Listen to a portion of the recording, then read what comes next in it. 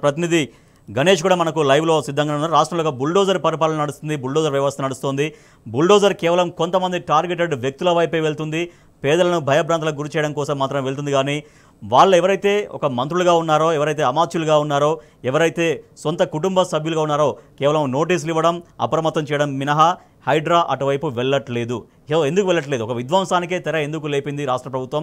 పేదలను ఎందుకు భయభ్రాంతులకు గురి చేస్తుంది? హైదరాబాద్లో హైడ్రా పేరిట ఇక జిల్లాలలో చాలా దారుణం. మహబూబ్ నగర్లో నిన్న అర్ధరాత్రి జరిగినటువంటి ఆ దారుణమైనటువంటి ఇళ్లను కూల్చివేసే వ్యవహారం ప్రతి ఒక్కరిని కూడా ఆగ్రహానికి గురి చేసింది.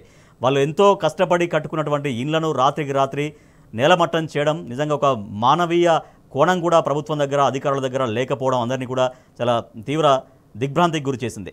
రైట్ గణేష్, రంగారెడ్డి జిల్లా వ్యాప్తంగా ప్రజల్లో ఎటువంటి ఒక భయాందోళన నెలకొంది. ఎందుకంటే హైడ్రాకు సంబంధించినటువంటి బుల్డోజర్ ఎప్పుడు ఎటువైపు వస్తుందా అని నిరంతరం ఒక టెన్షన్ వాతావరణం అనేది కనపడుతోంది. సో దానికి ఇవాళ రంగారెడ్డి జిల్లా వ్యాప్తంగా ఉన్నటువంటి ప్రజలు ఎట్లా ఫేస్ చేస్తున్నారు దాన్ని? రాజేష్, హైడ్రాకి సంబంధించి చూసుకున్నట్టయితే హైడ్రా పరిధి ఓఆర్ఆర్ వరకు ఇవ్వడం జరిగింది. అలాగే ఓఆర్ఆర్ నుంచి ట్రాఫిక్ మేనేజ్మెంట్ కావచ్చు, ముఖ్యంగా ఏదైతే చెరువులు కుంటలు ఉండడం జరిగింది దానికి సంబంధించి ఎఫ్టీఎల్ బఫర్ని కాపాడాలి. ఇమ్యూనిటీస్కి సంబంధించి లేఅవుట్స్ ఏవైతే చేయడం జరిగిందో, ప్రభుత్వానికి సంబంధించిన గిఫ్ట్ డీడ్ చేసిన ల్యాండ్స్ కావచ్చు, అలాగే అందులో ఉన్న పార్క్ స్థలాలను కాపాడాలని మాత్రమే ఉండడం జరిగింది. దీనికి సంబంధించి ఏదైనా స్థానిక సంస్థలో కావచ్చు, ఓఆర్ఆర్ పరిధిలో ఉన్న యూఎల్బీస్లో కావచ్చు, ఎక్కడికైనా వెళ్తే మాత్రం స్థానిక సంస్థలు కంపల్సరీగా వారు నోటీసులు ఇవ్వాలి. కానీ ఇక్కడ ముఖ్యంగా ముందుగా చూసుకున్నట్టయితే హైడ్రా ఏదైతే 19వ తారీఖు లాస్ట్ నెలలో ఏదైతే జీవో 99 ఇవ్వడం జరిగిందో అప్పటి నుంచి కూడా ఒక ప్లాన్ ప్రకారం వెళ్ళడం జరుగుతుంది. ముందస్తుగానే బజారేల్స్కి ఏదైతే జూబ్లీహిల్స్కి సంబంధించిన నందగిరి హిల్స్లో ఒక ప్లాన్ ప్రకారం చేయడం జరిగింది. 2000 గజాలకు సంబంధించిన పార్క్ స్థలాన్ని కబ్జాను, అంటే వెనకాల ఉన్న ఏదైతే వేరే సంబంధించిన ఏవైతే పేదలు ఉన్నారో వారి గతంలో కూడా చూసుకున్నట్టయితే వారందరూ కాంగ్రెస్ ప్రభుత్వం నుంచి కూడా వారు అక్కడ ఉండడం జరిగింది. వారు సంబంధించి వారు ముందుకు వెళ్ళడానికి కావచ్చు, బయటకు వెళ్ళడానికి మాత్రం ఆ పార్క్ స్థలం నుంచి బయటకు రావడం జరుగుతుంది. కానీ అక్కడ ఏదైతే బడాబాబులు ఉండడం జరిగిందో వారికి సంబంధించి ఇదంతా కూడా కొంచెం స్లమ్ ఏరియా నుంచి మా దగ్గరికి వస్తున్నారన్న ఉద్దేశం కొద్ది కూడా వారు కూడా రంగనాథ్కి ఏదైతే హైడ్రా కమిషనర్ రంగనాథ్కి ఫిర్యాదు చేయడంతో 2000 గజాల స్థలాన్ని కాపాడుతున్నారు. స్థలాలను కాపాడంలో మాకు ఎట్లాంటి ఇబ్బంది లేదని కూడా చెప్తున్నారు. కానీ అక్కడ వెళ్ళడానికి మాత్రం ఒక దాదాపుగా 1000-2000 మంది కుటుంబాలు కూడా ఉంటున్నాయి. అక్కడ వారందరూ కూడా ఎటు వెళ్లకుండా ఆ పార్క్ స్థలం అని చెప్పేసి అక్కడ గేట్ వేయడం కావచ్చు, కంచెలు నిర్మించడం వల్ల కూడా ఇబ్బందులు తలెత్తుతాయని కూడా చెప్పడం జరిగింది. దీనిపైన కూడా కేసులు నమోదు చేయడం జరిగింది. అంటే ఒక వర్గానికి, అంటే బడాబాబులు ఎవరైతే ఉన్నారో వారి కోసం మాత్రం చేయడం జరిగింది. ఇందులో భాగంగానే రాజకీయ కుట్రలు కూడా కనబడడం జరుగుతుంది. అంటే ఒకరిని టార్గెట్ చేస్తే, అంటే పెద్దవారిని వారు ఎవరైతే అనుకుంటున్నారో వారందరినీ టార్గెట్ చేసి కొట్టిన తర్వాత మిగతా వారందరినీ కూడా పేదవారిని కొడితే కూడా ఏం కాదు, ఎందుకంటే పెద్ద వాళ్ళనే కొట్టారు, మనమెంత అనే దానికి వస్తుందన్న ఒక ప్లాన్ ప్రకారం రావడం జరుగుతుంది. అందులో భాగంగానే గండిపేటలో విలాలకు సంబంధించి కావచ్చు, అది కేంద్ర మంత్రి పల్లం రాజుకు సంబంధించిన బ్రదర్కి సంబంధించి కావచ్చు, అటు సంబంధించితే కన్వెన్షన్కు నాగార్జునకి సంబంధించి కావచ్చు, ఇవన్నీ కూడా అంటే వేరే వారిని పెద్ద వాళ్ళని కూడా చూసుకున్నాము. తర్వాత పిల్లలని ఏదైతే చిన్న పేదవారిని కూడా కొట్టడం జరుగుతుంది. ముఖ్యంగా చూసుకున్నట్టయితే పరిధి దాటి హైడ్రా ప్రవర్తిస్తుంది అనేది కూడా ఇప్పటికే హైదరాబాద్ నగరంలో రావడం జరిగింది. అటు రంగారెడ్డి జిల్లా పరిధిలో కూడా రావడం జరిగింది. ఎందుకంటే ఓఆర్ఆర్ వరకు దాటితే చూసుకున్నట్టయితే మనకు చెరువులను కాపాడడంలో ఎఫ్టీఎల్ బఫర్ ఉండడం జరుగుతుంది. కానీ మిగతా చూసుకున్నట్టయితే కూడా వట్టినాగులపల్లి మొదలుకుంటే చాలా వరకు కూడా ఫైనాన్షియల్ డిస్ట్రిక్ట్ దాటితేనే మనకంతా కూడా 111 జీవో కనబడుతుంది. 111 జీవోలో ఎంటర్ కావడానికి కూడా ఎట్లాంటి ఇష్యూ వీరికి అధికారం లేదు. అలాగే ఎక్కడికి వెళ్ళినా కానీ కంపల్సరీగా లోకల్ బాడీస్ ఉంటాయి కాబట్టి ఎవరైనా సరే లోకల్ బాడీస్ నుంచి నోటీస్ ఇష్యూ చేయాలి. ఇప్పటి వరకు కూడా ఎక్కడ కూడా ఎవరికి కూడా నోటీస్ కూల్చిన వాటికి ఇప్పటి వరకు కూడా నోటీస్ ఇవ్వకుండానే ఇవ్వడం జరిగింది.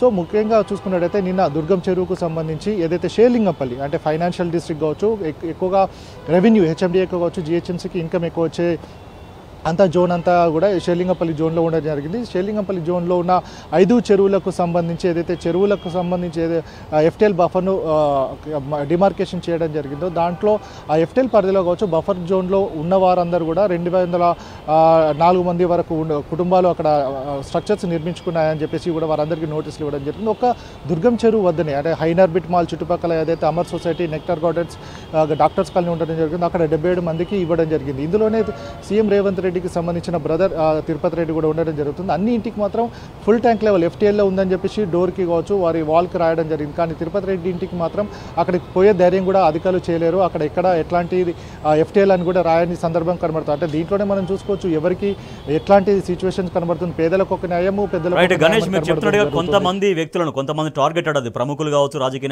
నాయకులు కావచ్చు, కొంతమందిని అయితే చేస్తున్నారు. కానీ సొంతంగా కాంగ్రెస్ ప్రభుత్వానికి సంబంధించిన వాళ్ళ జోలికి మాత్రం ఈ బుల్డోజర్ వెళ్ళట్లేదు. కేవలం నోటీసులు ఇవ్వడమో లేకపోతే వాళ్ళకు ఒక చిన్న దాన్ని అలర్ట్ చేయడమో జరుగుతుంది తప్పించి కొంతమంది టార్గెటెడ్ వ్యక్తులు, తర్వాత సామాన్య జనం, సో వీళ్ళే భయభ్రాంతులకు గురి కావాల్సి వస్తుంది. సో హైడ్రా కమిషనర్ చెప్తున్నారు హైడ్రాకి నోటీసులు ఇచ్చేటువంటి అవకాశం కానీ అధికారం కానీ లేదనేది హైడ్రా కమిషనర్ చెప్తున్నారు. మరి నోటీసులు ఇవ్వనప్పుడు డైరెక్ట్గా పోయి కూల్చడం మాత్రమే హైడ్రా పని అనే ప్రశ్నలు ఇవాళ వస్తూ ఉన్నాయి. సో ఇది కూడా నిన్న ఏదైతే సమీక్షలో కూడా హైడ్రాకే పరిధి ఇవ్వాలి. ఎందుకంటే అటు లోకల్గా చూసుకున్నట్టయితే ఇరిగేషన్ కావచ్చు, అలాగే రెవెన్యూకి సంబంధించిన వారందరూ కూడా నోటీసులు ఇచ్చే అధికారం వాళ్ళకే ఉంటుంది. హైడ్రా మాత్రం ఓన్లీ మానిటరింగ్, ఏదైతే కూల్చివేతలకు సంబంధించి ఎక్విప్మెంట్ కావచ్చు, మ్యాన్ పవర్ అంతా వీళ్ళ దగ్గర ఉంటుంది కావచ్చు, వచ్చి కూల్చాలి అని మాత్రం చెప్పడం జరుగుతుంది. దీనికి సంబంధించి హైడ్రాకి నోటీసులు ఇచ్చే అధికారం ఎక్కడా లేదు. నిన్న ఏదైతే దుర్గం చెరువు కావచ్చు, అటు హస్మత్పేట కావచ్చు, పెద్ద చెరువుకి సంబంధించి ఎక్కడెక్కడైతే బోయిన్పల్లి, మేడ్చల్లో ఇవ్వడం జరిగిందో వాటన్నిటికి కూడా ఇరిగేషన్ అలాగే రెవెన్యూకి సంబంధించిన అధికారులు మాత్రమే ఇవ్వడం జరిగింది వీరందరూ కూడా. సో అలాగే దీంట్లో ముఖ్యంగా చూసుకున్నట్టయితే పర్మిషన్స్ ఇచ్చిన తర్వాత అంటే 2014 ముందే కాంగ్రెస్ గవర్నమెంట్ ఉండడం జరిగింది. అప్పటికే డిమార్కేషన్ చెరువులకు సంబంధించి FTL బఫర్ జోన్లు కూడా ఉండడం జరిగింది. కానీ అప్పటికి FTL బఫర్ ఉన్న తర్వాత కూడా పర్మిషన్స్ ఇవ్వడం జరిగింది. మేము పర్మిషన్స్కి లోబడే కూడా ఏదైతే చెరువులు బఫర్లు కావచ్చు, FTL ఉండడం జరిగింది, అక్కడ పర్మిషన్స్ తీసుకున్నామని అటు బాచ్పల్లి కావచ్చు, ఈర్లకుంట చెరువు, ఎర్రకుంట చెరువులో చెప్పిన నేపథ్యం కనబడుతుంది. వారందరూ కూడా పర్మిషన్స్ కాపీ చూడకుండానే అక్కడ వితౌట్ నోటీస్, ఎవరైతే హైడ్రాకు అథారిటీ లేకపోయినప్పటికీ కూడా అటు ఇరిగేషన్ కావచ్చు ఎవరు నోటీస్ ఇవ్వలేరు. ఎందుకంటే వాళ్ళే పర్మిషన్ ఇచ్చారు కాబట్టి వారికి ఎట్లాంటి ఆస్కారం లేదు, నోటీస్ ఇచ్చే ఆస్కారం లేదు. కానీ ఎవరో ఈ వారికి సంబంధించి ఇన్ఫామ్ చేశారన్న ఉద్దేశం కొద్ది పోయి ఉదయం 3 గంటల ప్రాంతంలో కొట్టడం జరిగింది. ఇప్పుడు మళ్ళీ పర్మిషన్స్ అన్నీ చూసుకున్న తర్వాత మనం ఇప్పటికే చెప్పినాం ఏదైతే ఇరిగేషన్కి సంబంధించి ఇరిగేషన్ NOC ఇవ్వడం జరిగింది, అలాగే తహసీల్దార్ స్కెచ్ ఇవ్వడం జరిగింది. వీళ్ళందరూ GHMకి సంబంధించిన అధికారులందరూ కూడా పర్మిషన్ ఇవ్వడం జరిగిందని చెప్పాం. కానీ హైడ్రా ఒకేసారి హైడ్రా అధికారులందరూ కూడా మరోసారి దాన్ని ఆలోచించుకోవడం జరిగింది. ఇప్పుడు ఆలోచించిన తర్వాత మేము కరెక్టే చేశాము, అధికారులే తప్పు చేశారని అక్కడ ఉన్న నిజాంపేట మున్సిపల్ కమిషనర్కి సంబంధించి కావచ్చు, చందానగర్ DCకి, అలాగే టౌన్ ప్లానింగ్ ACPకి, అలాగే ఇరిగేషన్కి సంబంధించిన వారందరినీ కూడా సైబరాబాద్ కమిషనర్కి కూడా ఫిర్యాదు చేయడం జరిగింది. వీళ్ళంతా కూడా చట్ట వ్యతిరేకంగా అంటే FTLలో ఉన్నప్పటికీ కూడా వీరందరూ కూడా అనుమతులు ఇవ్వడం జరిగింది. వీరిపైన యాక్షన్ తీసుకోవాలని కూడా చెప్పిన నేపథ్యం కనబడుతుంది. సో మొత్తంగా చూసుకున్నట్టయితే వీరిలో అంటే కోఆర్డినేషన్ అనేది లేదు అనేది కనబడుతుంది. హైడ్రాలో కూడా రెవెన్యూకి సంబంధించిన వారు కావచ్చు, వీళ్ళందరూ అధికారులు అందరూ ఉండడం జరుగుతుంది. ఇక్కడ లోకల్గా కూడా అర్బన్ బాడీస్లో కూడా వీరందరూ కూడా ఉన్నాయి. మరి వీరందరూ కూడా కలిసి పనిచేసుకోవాల్సింది పోయి ఒకరు టార్గెట్ చేసుకోవడం వల్ల కూడా ఉద్యోగుల్లో కూడా ఇబ్బందులు తలెత్తుతున్నాయి. అంటే మేము పర్మిషన్ ఇచ్చాము, అన్ని కూడా అనుమతులకు లోబడి ఇచ్చామంటున్నారు. కానీ వీరు వచ్చి మాత్రం కూలగొట్టడం ఎంతవరకు సమంజసమని కూడా ఉద్యోగుల్లో కూడా ఒక చర్చ జరగడం జరుగుతుంది. రాజేష్.